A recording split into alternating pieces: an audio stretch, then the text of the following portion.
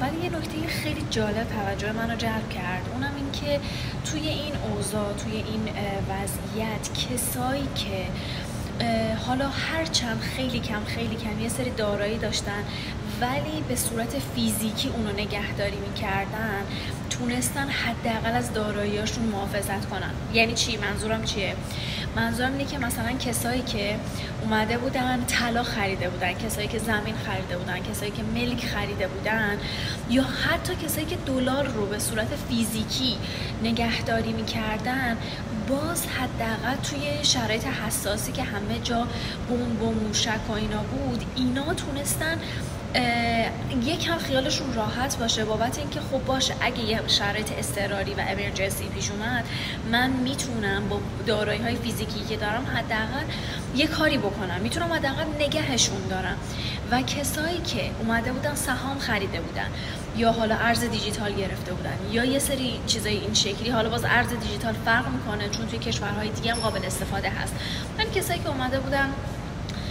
بیشتر سهام خریده بودن، تو بورس سرمایه گذاری کرده بودن و چیزای این شکلی، هیچ دسترسی به اون سرمایه‌ای که نگهداری کرده بودن نداشت. به ما یادآوری میکنه؟ اینو یادآوری میکنه که درسته که روش‌های نوین خوبه و ما باید داشته باشیم، ولی به قول تمام عزیزانی که خیلی تو حوزه سرمایه گذاری قویان، شما نکته شماره اول نباید همه تخم مرغاتون رو توی سبد بذارین. یعنی اگر که سهام می‌خرین، اگر که ارز دیجیتال می‌خرید، حتما باید در کنارش سرمایه گذاری فیزیکی هم داشته باشین، یه مقداری طلا داشته باشین، دلار برای مواقع حساس داشته باشین. در کنارش مطمئن ترین راهی که میتونین از سرمایه، میگم هر چند خیلی کم، محافظت بکنین اینه که ملک داشته باشین. چه بسا توی اوضاع الان خب کسایی که توی ایران ملک دارن حتی نمیتونن اون ملکشون رو بفروشن و کسایی که سرمایه گذاری کردن